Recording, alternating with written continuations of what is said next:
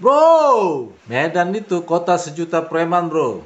Baik itu preman yang dilindungi oleh undang-undang maupun preman yang dipelihara.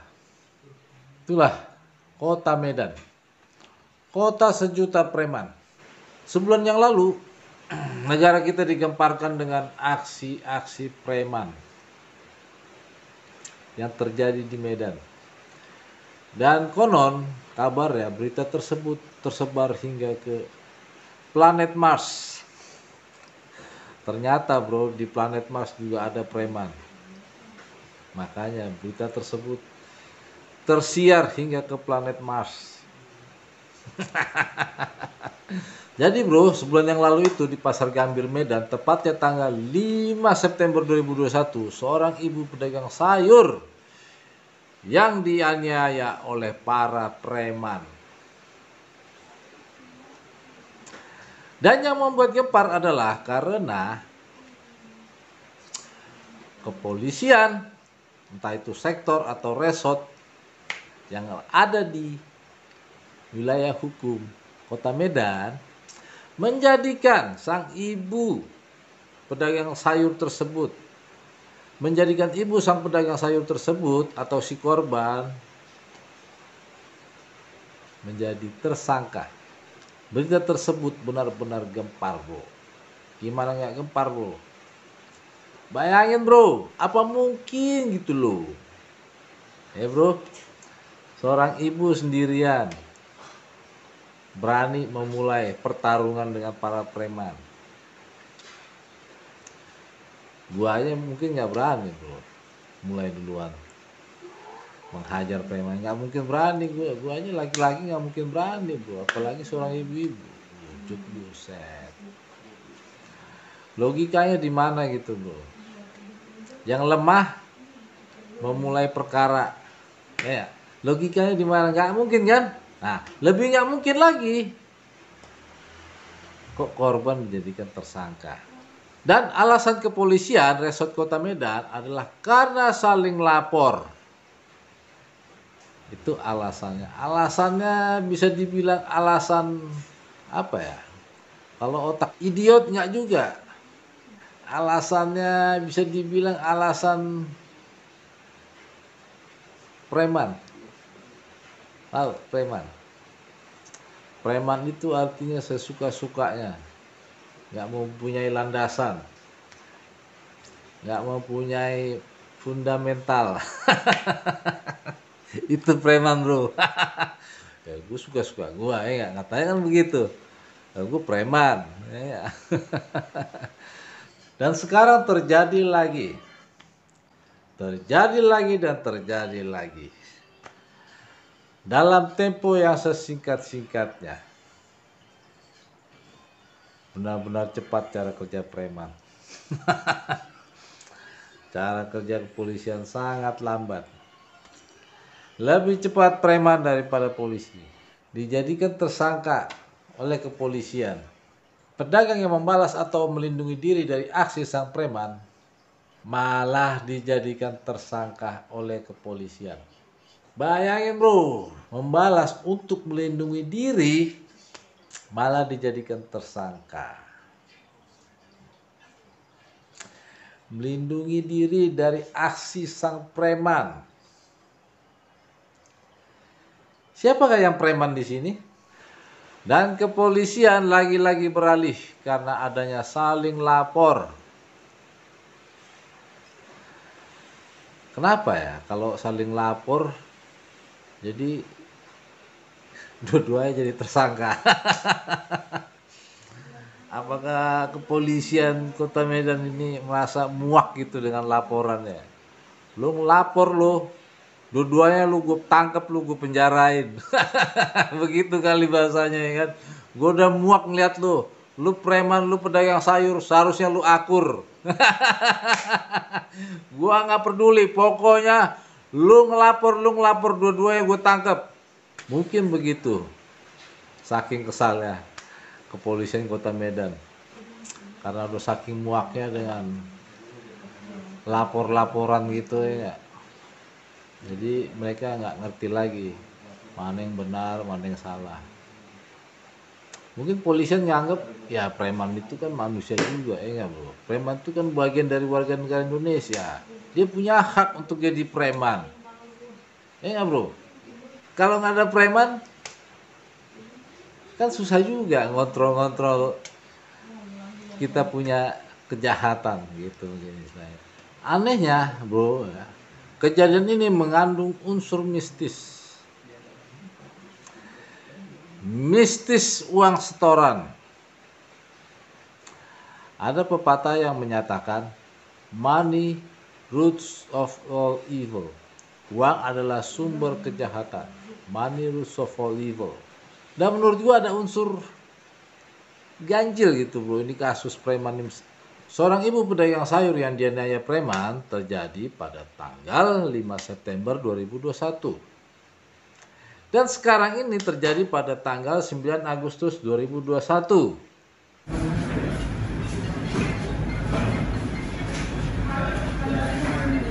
Apabila memang tidak ditemukan mens rea atau niat jahat daripada saudara BA, maka kasus tersebut akan kita hentikan.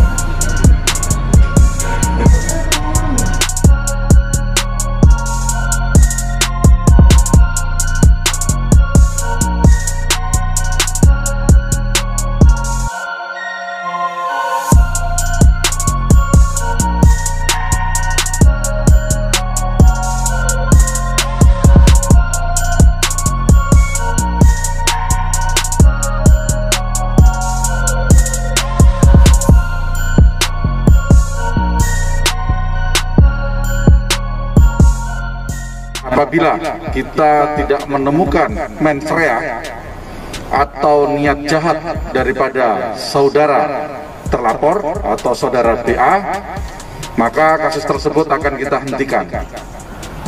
Jadi untuk pelapor saudara BA, saudara BS jadi tersangka, berkasnya sampai sekarang sudah tahap 2, tinggal tunggu jadwal sidang. Kemudian untuk pelapor saudara BS dan terlapor saudara BA, berkasnya kami tarik ke Polrestabes Medan dan beberapa hari yang lalu sudah kami perintahkan dan sekarang sudah didalami oleh rekan-rekan dari Satreskrim Polrestabes Medan. Dan perlu kami sampaikan, apabila memang tidak ditemukan mens rea atau niat jahat daripada saudara BA, maka kasus tersebut akan kita hentikan.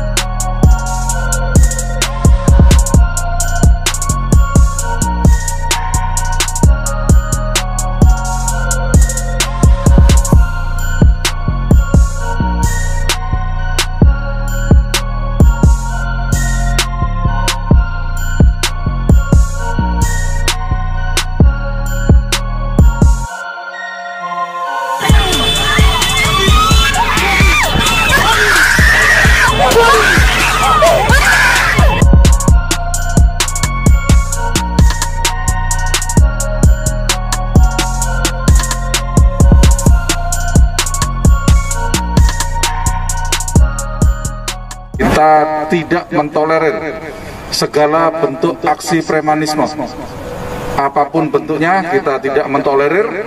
Dan untuk saat ini kita sedang melaksanakan operasi Kancil, di mana sasarannya selain curanmor juga kejahatan-kejahatan jalanan, termasuk aksi-aksi premanisme seperti ini. Manakah yang lebih dulu terjadi? 9 Agustus toh. Nah, tapi anehnya yang belakangan yang lebih duluan ditanggapi oleh kepolisian. Ya mungkin sih kalau kita anggap ya ini karena viral ya.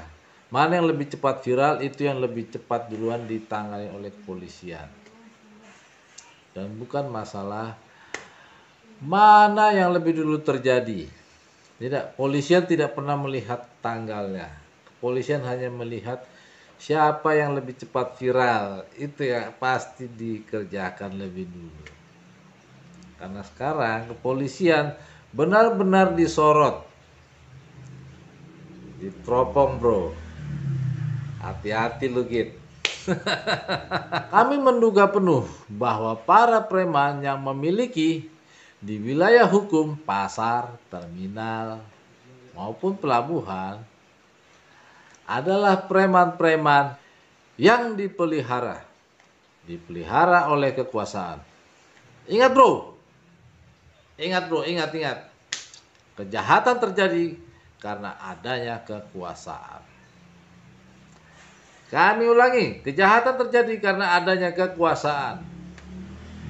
Dan terlebih lagi di masa pandemi yang berkepanjangan, layaknya masa panceklik, di mana banyak sang penyamun yang gigit jari karena penghasilannya berkurang, jauh berkurang. Hidup tidak semewah yang dulu lagi. Jadi artinya mereka tidak bisa hidup senang lagi. Mereka menambahkan hidup yang seperti dulu lagi. Istilah lagunya gini bro. Aku masih seperti yang dulu. Gitu bro lagunya. Ya, polisi itu kalau disuruh nyanyi lagu itu bisa demen banget, yakin gua.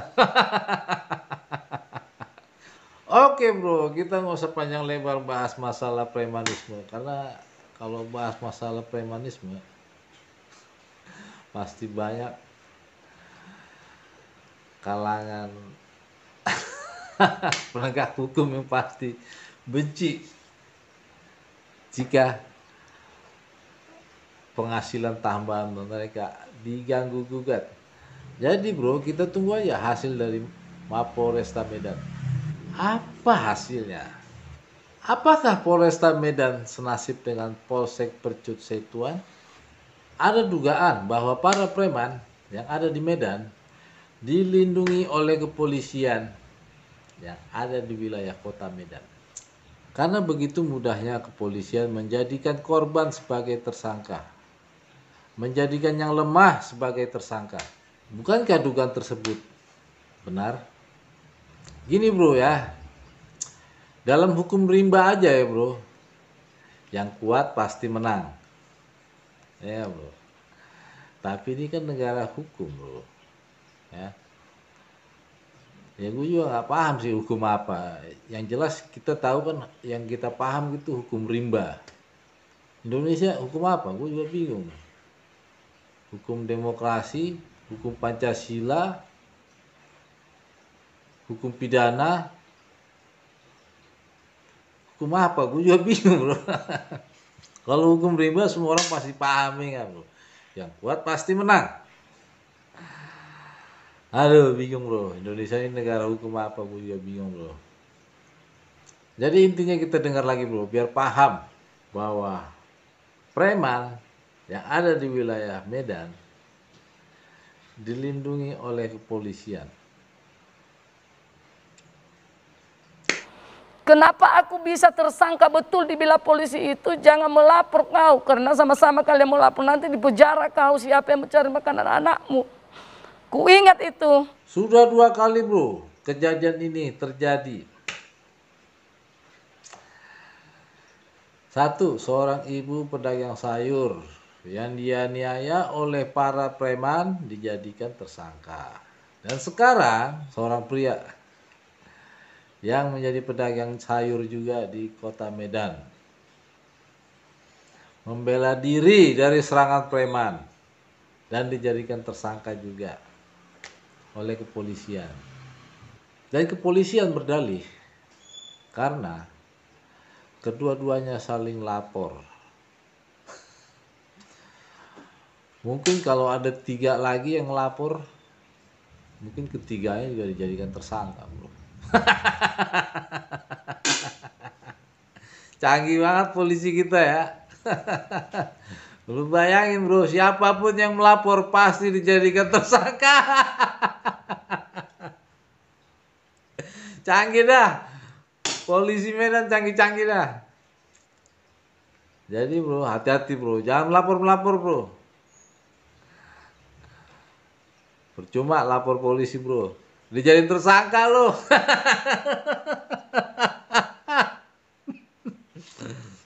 Pesan moral bro, sepertinya Polri tidak bisa membedakan mana yang benar dan mana yang salah.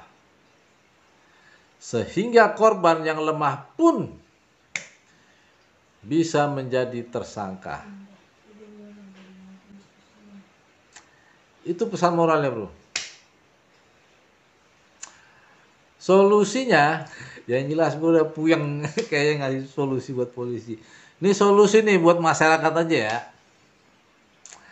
Kalau kita dianiaya preman, ya kita terima aja bro. Itu udah nasib kita bro.